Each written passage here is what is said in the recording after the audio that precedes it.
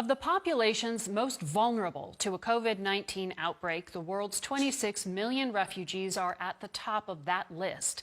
They often live in close quarters with access to only basic health and sanitation facilities. An outbreak of the virus could be devastating. The country of Jordan is home to at least 3.5 million refugees and also the world's largest Syrian refugee camp. We are joined now by the King of Jordan, His Majesty, King Abdullah II.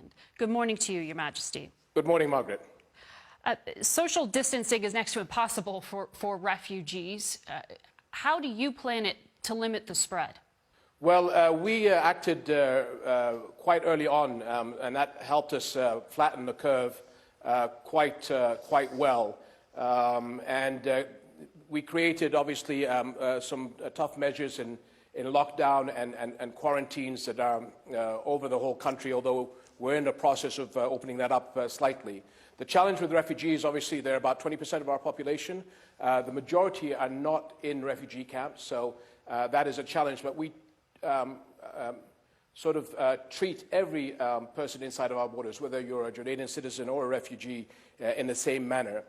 Excessive testing has helped us figure out what our challenges are, but definitely a country with a 20% increase of its population through refugees, it's a major challenge as we go into the future. So given that not all refugees live in camps, what kind of sense do you have of the degree to which the virus has penetrated that community? Well, again, we do random and targeted testing throughout the whole country. Refugee camps, because obviously people are much closer together in living conditions, was something that we looked at earlier on. So there is a lot of testing. The lockdown on the quarantine has helped Jordan sort of flatten the curve quite quickly. The cases that we've had over the past week are under 10 people every day. We average 15, give or take, on a weekly basis. So it seems that we've got things under control and within the capabilities of our medical and health establishments. But again, there's always that question out there, is there a gap in society that you don't know of? And so, again, testing at a massive scale is how we're relying on hopefully getting the right figures. This pandemic is global, and the UN has called for a global response. But frankly, Europe is struggling with this virus. The United States is. The U.S. president just cut funding, or froze it at least, to the World Health Organization.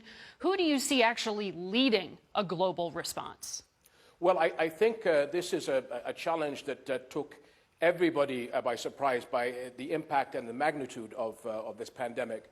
And I think the question is, nobody is going to get a perfect score on this issue. Each country has different ways of handling it, nuances of their societies and what their country faces. The question that I think you're alluding to is, where are we 4 months, 6 months, a year from now? Do we understand that this is a new world that we're living in?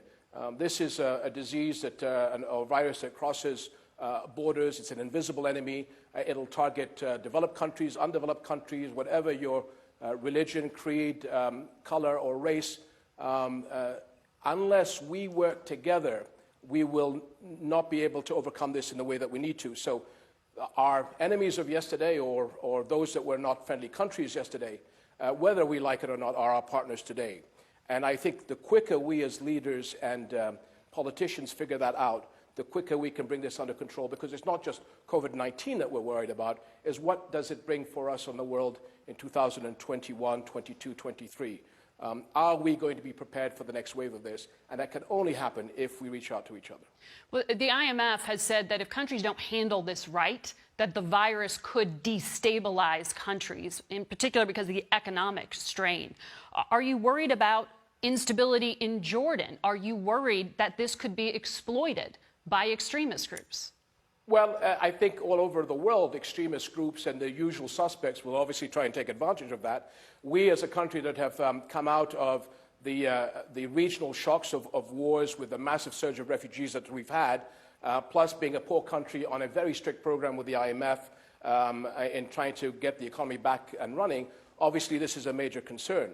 Having said that, we have seen areas of our society where actually we can be supporters for the region. But it's, I think, a challenge that all countries are facing of whether or not we get the economics right. So here's the risk. I mean, obviously, we are now slowly, gradually opening up, understanding that it could really move us back a couple of paces. But I think with this type of challenge, we've got to be very light on our feet. So mistakes, I keep saying, that are made yesterday, as long as we get them right today, and keep our institutions and our people flexible enough to be able to take on the challenges that we may not have foreseen tomorrow. Have you spoken to the president of China or asked him for help? No, I have not. I have been in touch with leaders around the world. At the beginning, Sheikh Mohammed bin Zayed, the leader, and my dear friend in the United Arab Emirates, he got in touch with me and asked what could he do to help. And again, we had a problem with test kits. Jack Ma of Alibaba gave us 100,000 test kits that almost tripled our capability overnight.